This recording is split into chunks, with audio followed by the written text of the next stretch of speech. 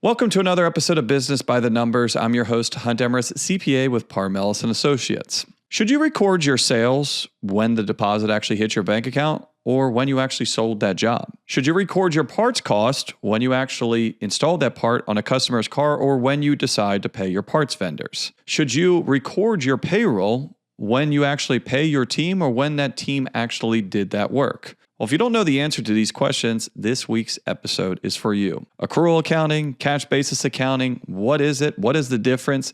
Is everything that we're going to talk about this week. I was actually talking with my clients today, Chuck and Melissa. So Chuck and Melissa get a special shout out as I told them that they would for giving me the idea for this episode. I'm kind of going down through talking about some different things of a mutual client that we had here on a cash versus accrual. And one of the things that I laughed about is I give Chuck a lot of credit. So Chuck works with a lot of shops out there and is really sharp on the financials and gives great advice. And some of these are mutual clients and they'll come back to me and they'll say, hey, my coach told me I should do this. And the one thing that we were talking about today and we're talking about this week is accrual-based accounting. So I was kind of laughing with Chuck because some of the clients will come and say, hey, we need to be doing our books accrual. And then I'll have to educate them, hey, you're already doing these accrual. And so what we kind of realized is a lot of people, I think, hear about accrual and a lot of people know that they need to be doing accrual-based accounting. I feel like there's a large amount of people that don't know actually what that entails. What is accrual-based accounting? What is the difference between accrual accounting and cash basis? And then how do you actually do this in your shop? Now, one of the things we're also going to talk about is where do we stand on that spectrum? Because you can accrue just about anything. And if you want to go full accrual, as far as where that is from where you are now, it really depends on what you're doing, but you can spend a lot of time and get into some nitty-gritty details where for a business doing 10, 20, $30 million might be material amount to accrue, but we're not looking at spending hours to accrue $10 here or $100. So this week is also to be able to go down through, get you guys an understanding of what accrual-based accounting is, maybe where that would differ from how you're doing stuff right now, but also be mindful of, hey, we don't want to go down and completely get lost in the weeds and lose the ultimate objective of what we're trying to do here, right? So to set the stage, why do we want to do accrual-based accounting? We want to do accrual-based accounting because accrual-based accounting is generally a more accurate way and is always a more accurate way if you're a shop because it matches a lot closer to what that business is actually looking like in real life compared to what it actually is looking from a cash flow perspective. We have two different types of accounting. We have cash basis and we have accrual basis. What is the difference between those two? So the way to think about this is fairly simple. Cash basis is just that. If you paid the cash out, you have the expense. If you got the cash in, you have income. If you have not paid that cash out, you do not have an expense. And if you have not received that income, you do not have any income, right? So it's just very simple of kind of a lemonade stand, right? Money in, money out. You don't have any differences between the two. We only record stuff when we get it. A lot of people, when you start off your business, maybe start on cash basis. It's in the simplest form, the way that we like to think about it, right? Well, income comes in, income goes out, right? Fairly straightforward. Now, as your business grew, you probably had to start to have some complexities as well too. Maybe all that money doesn't come in at the same time. Maybe you have fleet accounts. Maybe you allow people to make payments on this. The same flip side, when you first started your business, maybe you were COD for all of your parts houses. Maybe you had a card on file at the dealership and you did not have any credit term. So there's some of this is from a necessity standpoint, right? If you got a business that's doing $20,000 in sales a month, it's probably not going to have as much adjustments to go accrual basis as a business doing, say, $200,000. Keep in mind that if you're looking at yourself and saying, man, I feel really bad that I haven't been doing this along the way, the smaller your business is, the less that it probably necessitated this change and also the less of a variable between cash and accrual. So the official definition of this is accrual accounting. Where it differs from cash is recorded when it is actually paid. Accrual is when it is incurred. So if that income was earned or incurred in this period, we're going to make it reflective this period, even if they got paid the next one. An expense. If we incurred that expense right now, I want it reflected today, even though I might pay that the 10th of the following month. To kind of put this into even a little bit more specific examples here, let's say I do a $2,000 sale today and it's a fleet account. If I'm cash basis, that doesn't hit my books whatsoever, right? Because yeah, I have earned that money. I did have that sale, but my fleet account hasn't paid me yet. So that is not going to hit my books until next month. Now, if I'm on an accrual basis, that gets posted to accounts receivable and that hits the books today. What do you think would be more accurate if your financials are trying to paint a picture of what your business is doing? When you actually show that $2,000 40 days down the road, or today when it was actually incurred? If you're thinking to yourself 40 days down the road, well, you had a 50-50 shot and you got that one wrong. It's always going to make more sense for those numbers to match up with what we're actually doing. Do you think that it would make more sense to match up the sale, that $2,000 sale today, when we're going to have the corresponding payroll and overhead, or 45 days down the road when that person might not even be there, we might have a different overhead? It's going to smooth this out. It's going to make a lot more sense. Also, think about it this way. If we're going to be looking at a fleet account, let's say that we do $2,000 a day and we see one of these guys every single day. At the end of the month, or after the month is closed, they give us a $30,000 check next month. But really what that is a couple $1,000s for every single day this month. It's not going to make any sense to post that when it's paid. We need to make sure that it's matching up of when these expenses are incurred. Now, on the other side for expenses, it's fairly similar. If I go out and I buy a bunch of parts today and I get put on a car and I get paid today, but I don't owe Napa or I don't owe CarQuest and for another 40 days, do you think it would make more sense to match up that expense to when I'm actually showing the sale and when I'm actually paying the payroll, or 45 days from now when I actually pay that bill? We've beat the dead horse. You get what it is, right? We're matching up for when expenses were actually incurred and when income was actually earned, right? It could be the same as when we pay it, but sometimes it's a different date. How do I do accrual accounting if I'm not so already? Like I said before, accrual-based accounting and how you go from cash basis to accrual basis is a spectrum. It is a sliding scale. There are some things that we are going to talk about here that you need to do. It's a non-starter. Don't ask it. Don't question it. Now, there is also a spectrum where you can get to the far end of it where I might say the exact opposite, right? Hey, you can accrue that, but I'm not sure that you really need to, right? An example of that would be, hey, let's say that you go out and you pay for an annual subscription for some small app that you have, right? It's $60 and you pay it one time a year. Technically, that $60 is not due today, but we should have been recognizing $5 worth of costs for the preceding 12 months or for the subsequent 12 months, right? We're not paying $60 this month. It's really $5 a month. That is accrual accounting. And technically, if you want to be full accrual, every expense just like that needs to be sorted out and accrued. You would see that you would never want to do that, right? It's $5. It doesn't make any sense. It's not material. How much time are we going to spend? So the big thing on here, when you look at accrual, you need to think to yourself, all right, is this material, right? Like moving these charges around, is it going to actually make enough of a difference? And then how long is this going to take me to do? Let's start with the first one. And the first one on this is sales. And the reason that this is first is this is the most important. This is also the easiest, but this is the one where if nothing else, if you don't do anything else today, you need to do this one. What this goes back to is if you look at your financials and you see in your sales categories, check deposits, credit card clearing, outside financing, cash, check, then you are probably doing this cash basis. Even if you just see one big sales category that just says sales or says total deposits, you are not doing this correctly. I want my sales to be split out just like I see in my shop management software. Parts, labor, shop supplies, sublet, tires, etc. And within reason, those sales should match exactly my shop management software. Now, you might be thinking to yourself, well, Hunt, they don't match, right? Because I don't always get paid this month. I get paid next month. How am I going to be able to adjust this and make sure that all of this stuff jives and is correct? We have a shop management software. This is how we're able to do this. Now, how do you actually implement this? How do you switch from a cash basis to accrual for sales? So there's a number of different ways that you can do this. You can use an integration like back office, accounting link. That will actually dump all of the sales over there. And if you post this stuff to accounts receivable, it's all going to come over and it's going to match up exactly. Now, do you need integration in order to do accrual-based accounting? No, you do not.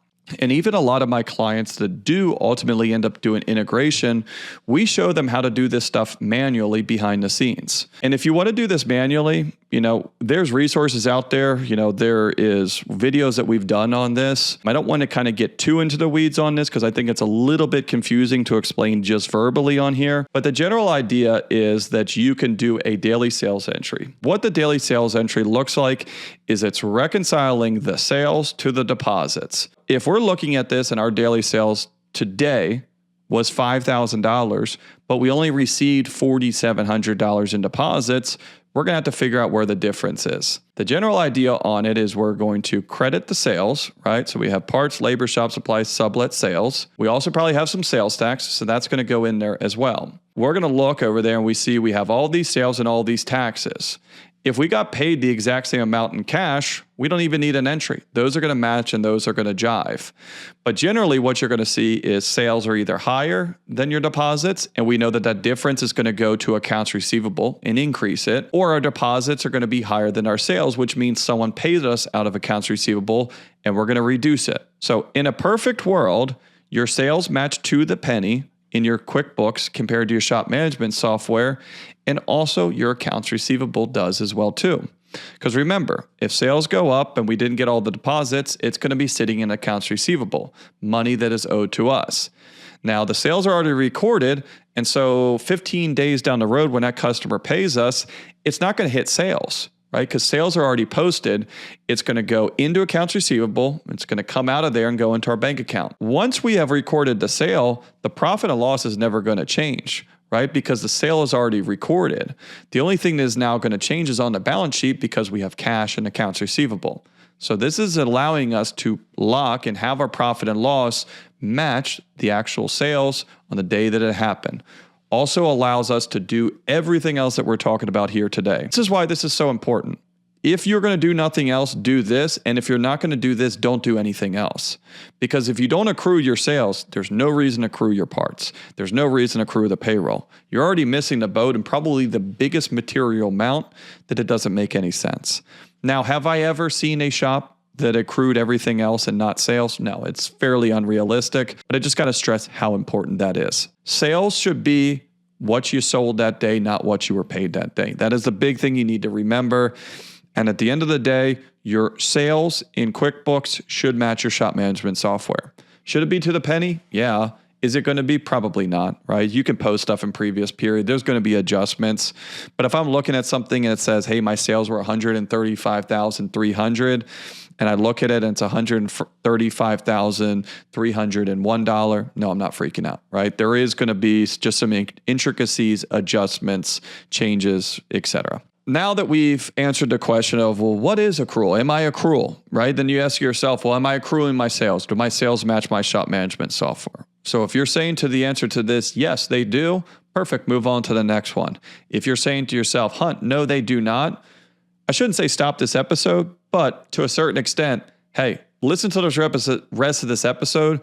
But remember, you're starting with sales before you do any of this other stuff. Obviously, if you're one of our clients, you're already doing the sales. Those are going to match. Those are going to tie dead on.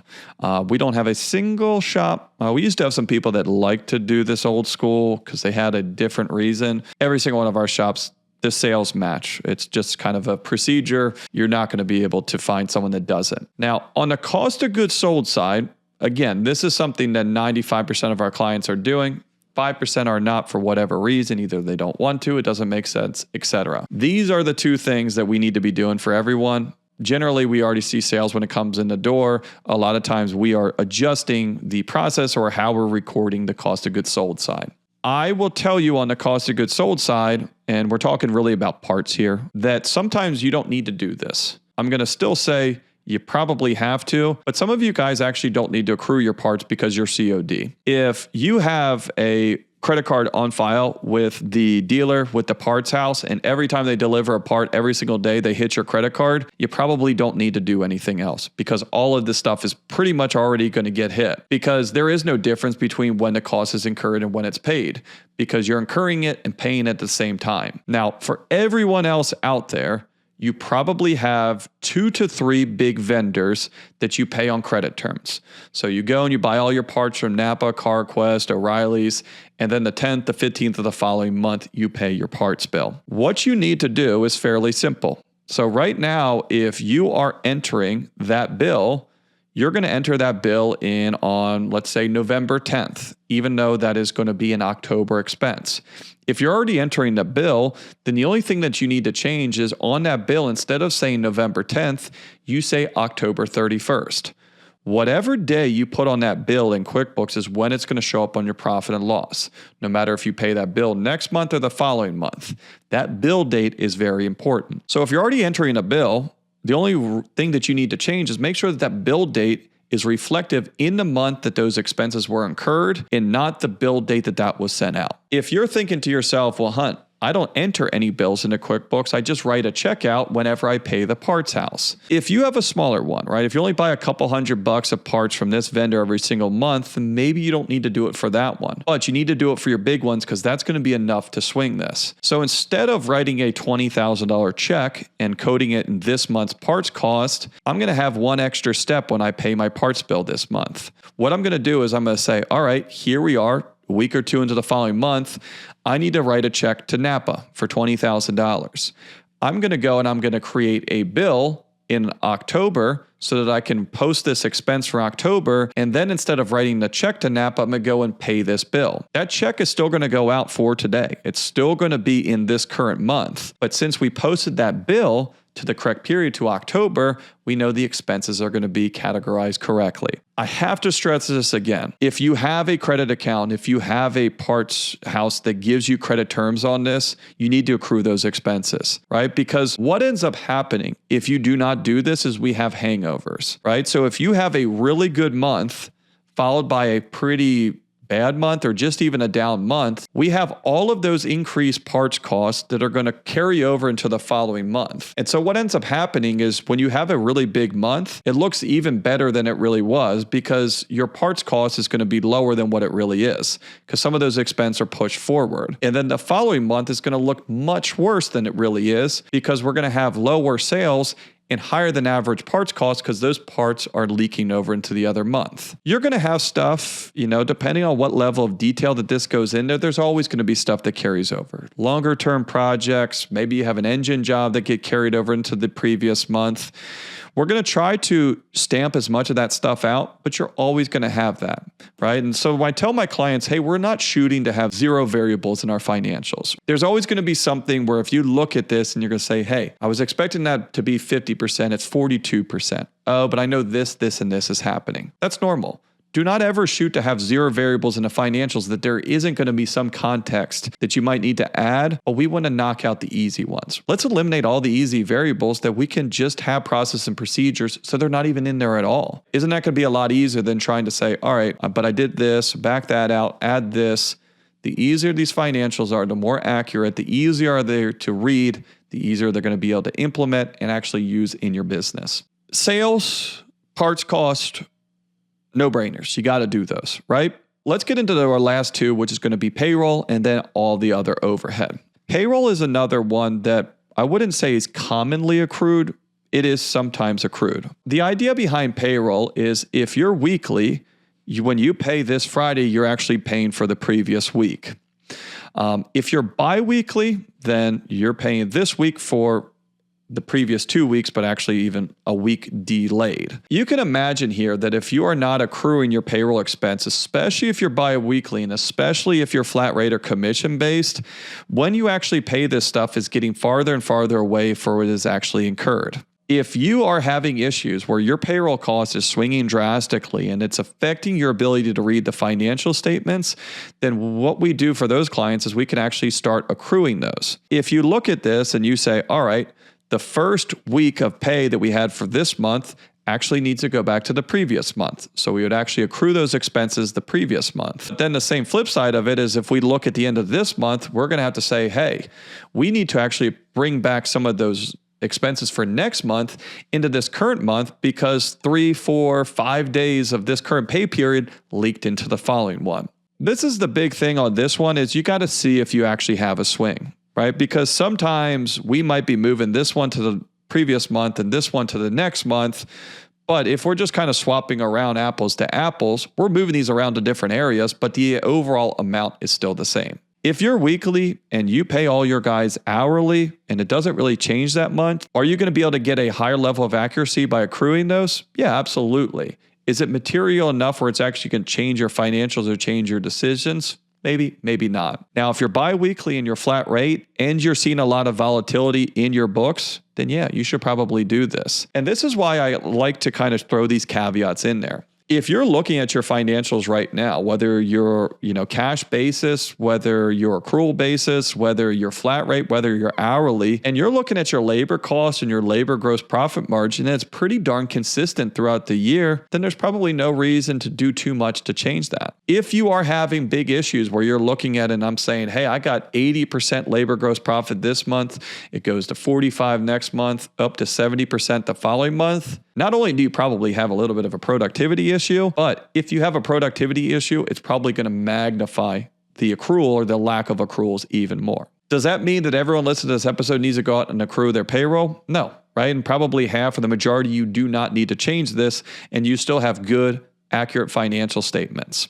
But some of you also, depending on how you're paying it and depending on how much of this swings, are probably maybe muddying the waters a little bit on your financials by not accruing this. Again, some of you guys are already doing all of this already. The last one on here, and I did kind of rank this in importance, or I shouldn't say important. All this stuff is important. Probably most common, right? Sales, everyone should be doing. Cost of goods sold, vendor accounts, everyone should be doing pretty much. Payroll is starting to get into, hey, if you're having issues, you can start accruing that. If you're not, maybe you don't need to worry about it. And then this last one is expenses. I kind of group in all the other overhead expenses. The reason why we don't see as much on expenses is there's just not as much things that change enough where it's really necessary. So I'll give you a great example. When you pay for your health insurance, you're either paying for the month ahead or the month prior, but probably not in the period that you're paying it. But why am I going to accrue my health insurance expense for the next month when it's the same amount every single month? I don't necessarily care that that $2,400 bill is in September or August, as long as I have one bill in every single month, right? So some of these that are recurring amount, like your utility bills or Comcast or health insurance, it doesn't make sense to accrue it because we're moving the same amount to this month to next month, right? The end result is the exact same thing. Where I have had this, where I did agree with this for overhead, is some of my clients have really high property tax bills.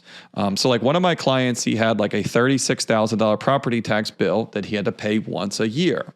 Now, obviously, if we put $36,000 of expense in 1 month, that 1 month looked really crappy, even though essentially what it was is $3,000 every single month. So for him, what we do is where we accrue $3,000 worth of property tax expense every single month. And so we accrue those expenses. You're going to see property tax expense on the profit and loss.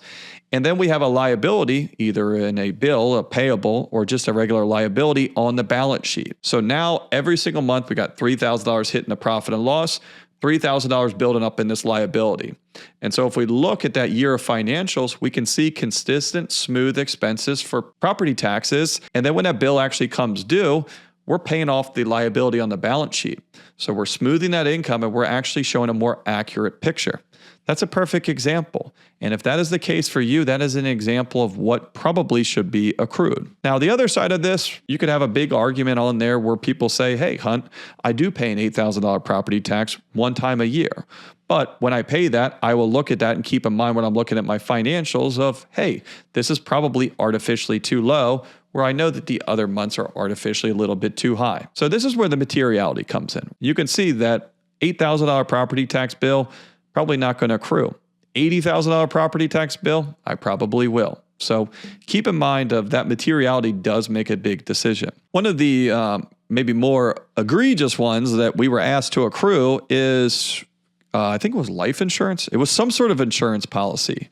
And so my client had to pay $600 for this policy one time a year. And he says, this is not fair. We need to accrue this. At the end of the day, if you want to get it accrued, we will accrue this on it. But then this is one where we kind of had to educate our client. hey, we can, but it doesn't necessarily mean that we should. What we're doing right now is we're posting a $600 expense into a business that does roughly 150 grand a month in sales. This is even a blip on the radar this month, let alone enough for us to go and accrue this over 12 months to say, let's put $50 a month for 12 months instead of $600 in one. If that insurance plan was a $60,000 insurance plan, have a completely different idea. Amount matters. At the end of the day, though, these are your financial statements. If it matters to you, it matters to us. And if it matters to you, it should matter to your accountant. The ultimate objective here is to get you to understand your numbers, to you to know what you're looking at, and for you to know what these numbers mean and how you can move the levers to ultimately improve your business. There is no shop out there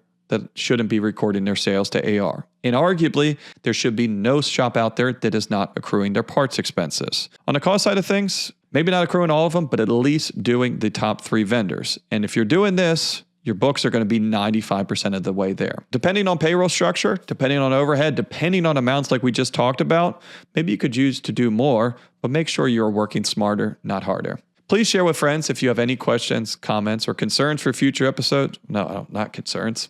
Please share with friends if you have any questions, comments, or ideas for future episodes. Please shoot me an email at podcast@parmellis.com. Just have to say thanks again for listening on the Aftermarket Radio Network, and thanks again to Chuck and Melissa for this idea. But if you want to find all shows, you can check them out on aftermarketradionetwork.com and on your favorite podcast listening app. So thanks again for joining me on Business by the Numbers. Stay safe out there, and I will talk to you all next week.